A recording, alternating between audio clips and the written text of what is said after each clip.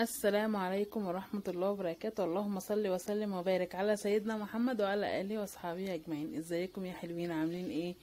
يا رب تكونوا بخير. لو أول مرة تشوفيني ما تنسيش تشتركي في القناة وتفعلي زر الجرس على علامة الكل عشان يوصلك كل فيديوهاتي. النهاردة بقى ان شاء الله كده هنعمل روتين كده، روتينات البلد الجميلة اللي انتوا بتعشقوها واللي انتوا بتحبوها. احنا هنغسل بقى كده الزير كده. بتوع البلاد عارفين الزير ده ايه هو، لان في ناس كتيرة ما تعرفش ايه هو الزير. الزير ده بنعبي فيه مية كده، والمية تفضل قاعدة فيه كده، تبقى ساقعة ومسكرة، وبصوا طعمها يعني جميلة، بتحس ان صح انك انت تشربي مية صح يعني. وبرضو بنعمل منه الشاي وبنعمل منه الاكل، بناخد منه كده وبنروح ايه نعمل منه على طول. بعد كده احنا بقى قلنا نطلعه كده نغسله، احنا كل يعني فترة كده بنطلعه بنحكه كده الحكة ديت. انا ماسكة الخرطوم كده واختي شغالة بقى مشمرة الله ينور عليها. فبنغسله بقى الزير دوت. بصوا في النوبة حاجة اساسية، يعني الزيار دي في النوبة حاجة ما اقولكمش يعني.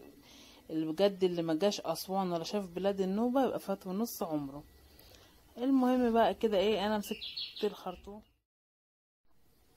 بعد كده بقى قلت ايه لحد ما اختي تكمل تغسل الزير كويس وكده. قمت بقى انا ايه، قلت مزق الشجر كده اشربه، وده الريحان كده. الريحان ده جميل اوي، انا بزقيه كده ريحته، بصوا ريحته هايله. جت جارتي بقى جت تعمل معانا، ودي الصباره بتاعتي كل ما اروح بزقيها. قلت لجارتي انا يلا شمري وتعالي ايه اشتغلي معانا. قالت لي خلاص ماشي. المهم احنا شغالين بقى بنغسله كده كويس، عشان خاطر ايه، كل ما بتغسليه كويس كده وتحكيه وتنضفيه تشربي منه احلى ميه، احلى ميه والله. المهم جت جارتي بقى قالت لنا لا احنا مش بنغسله بالطوب الاحمر، هاتوا ايه، هاتوا اللي هي البلاطايه، بظهر البلاطايه. قلت خلاص روحي دوري وايه ويلا بينا، ونغسل بقى الزير كده ونشرب احلى ميه. بجد والله العظيم يعني ميه الزير دي جميله قوي قوي. شفت القلل برضو نفس الحكايه، طعمها بيبقى خرافه. فاحنا بنحب بقى بنشرب ميه الزير. فالمهم غسلناه كويس كده، وتبصوا تقيل الزير ده اثري، ده من بدري يعني أنا قلت لاختي غيريه وكده، فقالت لي لا ده من ايام المرحومه امي وكده، فمش عايزين نغيره الصراحه. وبصوا الزيار اللي هي القديمه، الحاجه كل ما تبقى قديمه كل ما بتبقى احلى. تقيل والله، تقلش ان احنا التلاتة يعني ما اقولكمش. فالمهم غسلناه. بص بقى جبنا هي جارتي الله ينور عليها، جبنا البلاطايه بظهرها كده، وقالت لا نغسل كويس بقى ونحك ايه الابيض ده كله لازم يطلع. فضلنا نحك ونغسل بقى كويس، لازم يتغسل بضمير بقى، واحنا مش بنغسله كل يوم. احنا يعني يمكن مرة في الشهر، كل 20 يوم، كل 15 يوم. عشان يديك المية بقى اللي بصوا المية بقى شتا صيف، بالذات في الصيف بقى. بصي احنا مش بنشرب برضو من التلاجة في الصيف اهو الزير. وبصوا تحسوا مية الزير دي ايه بقى، اللي هي المية اللي هي بترويكي. يعني مية التلاجة دي مهما تشربي فيها مش بترويكي، يعني اشربي من مية الزير خلاص هترويكي بقى ومسكرة كده، وتحسي انك انت عايزة تشربي. انا لما كنت في البلد والله كنت على طول، لما كنت هناك على طول اشرب بقى اشرب رايحة جاية عزير، طعمه مسكر كده وميته حلوة قوي. فطبعا هنا في الشقق مش هينفع بقى موضوع الزيار والكلام ده، فانا اخترعت بقى قلت ايه لا ده انا اجيب لي قله. انا عايزه اشرب لي بقى حاجه ميه مسكره وكده، مش بحب ميه الحنفيات والكلام ده والله العظيم. صح البلد بيبقى الخير فيها حلو، الخير فيها كتير قوي والبلاد عامه ما شاء الله تحس كل حاجه فيها من الطبيعه، والناس عايشه على طبيعتها. قمنا بقى ايه مسكنا الحصر بتاعت اختي بالمره، قلنا يلا بالمره كده على كده مطلعين الخرطوم بره، ورشينا الصابون السايب بقى، ومسكنا بقى ايه صابون اللي هو البريل والكلام ده. ومسكنا بقى الحصر بالفرشه كده، وقعدنا ندعكم كويس. وانا واقفه بصورها، فهي بتقولي لا تعالي اغسلي شويه، قلت لها خلاص ماشي انتي صوريني وكده وانا هغسل. هي مكسوفة بقى انها تصور والكلام ده.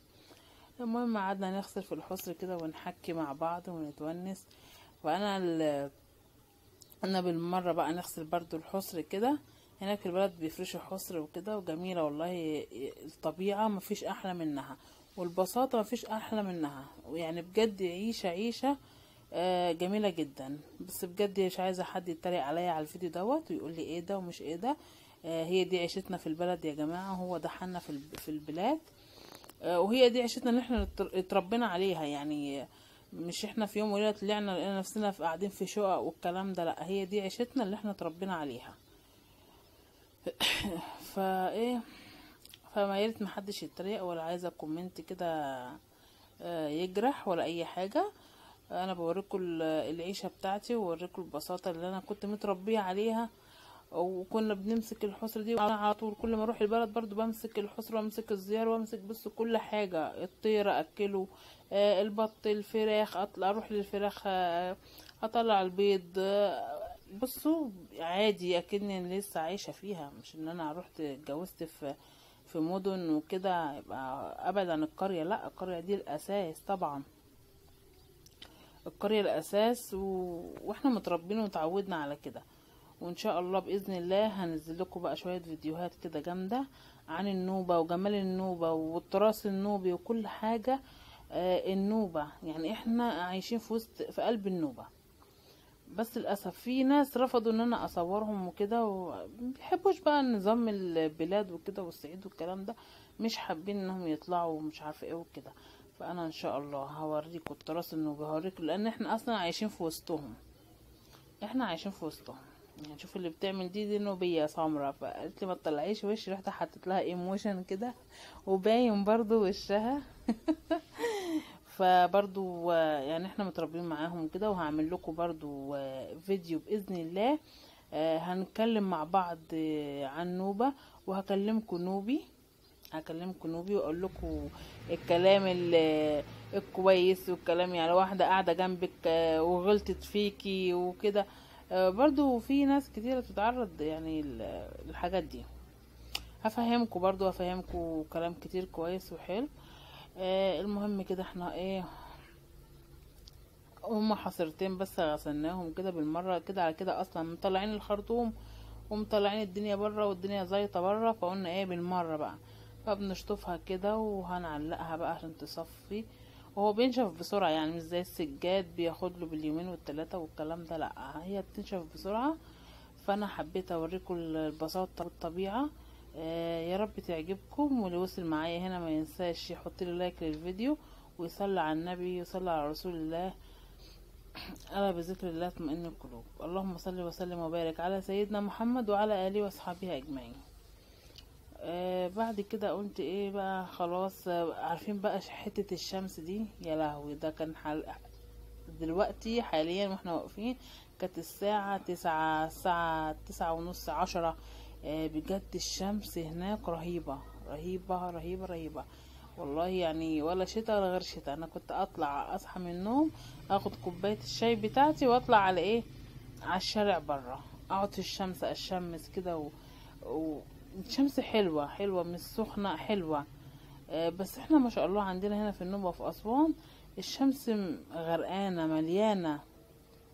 يعني الشمس عندنا حاجة حلوة قوي، تطلع مفيش غيم مفيش الكلام ده. لا، لو في غيم هو 5 دقايق 10،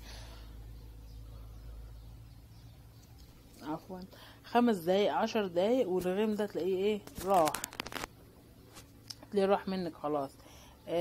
فبنحب نقعد برا كده في الشمس كده. برضو باذن الله هتابعوا معايا باذن الله، وهعمل لكم برضو فيديوهات واحنا بنفطر برا، بنقعد برا. انتوا عارفين تحت الشجر ده احنا بنقعد بقى كده تحت الشجر ونحضر الفطار، ونجيب الفطار بقى كده ونفرش الحصيرة الانتيكة دي.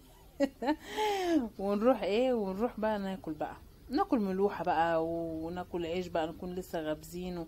ناكل شعرية باللبن. احنا فطرنا عندنا صراحة كده. هتقولي عندكم فين؟ عندنا احنا في أسوان في النوبة بس، واخد يعني. فهو ده عاداتنا وتقاليدنا. بنعمل الشاي وبنطلع برا في الشتاء. في الصيف طبعا بنطلع تحت الشجر، لان الصيف عندنا الجو يعني ما شاء الله عليه، الشمس ديت تحرق يعني البني ادم. فالشتاء عندنا جميل جميل جدا. حتى اللي حابة تيجي أسوان تتفسح في أسوان وكده وتزور أسوان، تيجي في الشتاء. ما نصحهاش انها تيجي في الصيف، تيجي في الشتاء، تيجي في اجازة نص السنة. بتبقى الفسحة حلوة فيها، تعرفي تخرجي براحتك وتيجي براحتك والكلام ده. لكن في الشتاء لا، في الصيف لا. فالمهم احنا بقى بنطلع كده الصبح، مثلا بنصحى هناك طبعا، بنصحى بدري، مش بننام بقى كده، بنصحى بدري، بنروح نعمل الشاي بتاعنا وكده، ونطلع بقى نقعد على المصطبة. عاملين مصطبة برا، نقعد على المصطبة ونشرب الشاي بتاعنا، ونقعد بقى نشمس شوية قبل ما نعمل اي حاجة. نقعد بقى نشمس شوية كده، نقعد نخلي جسمنا كده يقعد في الشمس شوية. الشمس بتاعتنا طبعا زي ما قلت لكم، الشمس مش حرقة، الشمس كويسة، شمس جميلة. وبس كده وخلاص. وبنحب بقى لو بنخش بقى نخلص شغلنا، بنخلص شغلنا بعد كده نطلع نشوف، نحضر بقى فطارنا، ونحضر بقى شوف هنفطر ايه وكده، ونفرش الحصيرة ونقعد هنا تحت الشجر، وبنقعد بقى نفطر. بعد ما نفطر بنقعد نتونس بقى ونحكي ومش عارفة ايه. شايفين بقى الدنيا ظبطت معانا بقى. احنا كده دي البيارة عندنا، دي البيارة بتاع هناك. عندنا فيش صرف صحي لسه، البيوت ببيارات. دي البيارة عندنا. بنحط عليها كده، كنا حاطين هنا المشمع ده عشان خاطر حاطين الزير ما يتوسخش وكده، بس احنا كنسناها الاول وظبطناها. بعد كده غسلنا الزير، بعد كده حطينا الحصر عشان ما تتوسخش. بس كده هي خلصنا بقى. شايفين انا في اللقطه دي ما كنتش عارفه انا اصلا بصور اتلخبطت. انا فاكره ان انا قفلت الكاميرا، فاتاري الكاميرا لا كانت مفتوحه. فبصيت كده لقيتها حاجه بسيطه، قلت خلاص مش مشكله، مش هبوظ الفيديو كله على المقطع ده. سبته وقلت خلاص هدردش معاكم فيه وخلاص. المهم ان احنا هنا غسلنا بغسل البياره دي كويس عشان افرش فيها الحصر كده، بتبقى نظيفه بدم وانا اصلا عامه بفرش حصيره عليها، وبقى عيالي بيلعبوا فيها، بيلعبوا في الرمله. يعني هلا انا اول ما عيالي يجوا ما شاء الله العيله كلها بتتلم، اكلنا جايين من باريس. بيحبوا يقعدوا يلعبوا مع عيالي ويتونسوا وكده. فالمهم بقى احنا غرقنا الدنيا. كنت خايفه ان الصابون ده ينزل على الزرع يبهدل الزرع، فاهم حاجه عندي الزرع، انا الزرع ده انا اللي زرعاه، الزرعه اللي هي الصباره والزرعه اللي هي الريحان ده. فالريحان جميل قوي، ريحته تحفه. ده انا خدت شويه كده معايا وحطيتهم في قلب الدولاب، والله قلبوا لي الدولاب. كل ما افتح الدولاب الاقيه ريحته ريحان كده جميل قوي. المهم احنا كده خلصنا حاجتنا، وخلصنا بنسحب الميه بقى على تحت. فبقول لهم خلوا بالكم الصابون يخش على على يخش على الزرع. تمام. احنا كده خلصنا خلاص الحصر.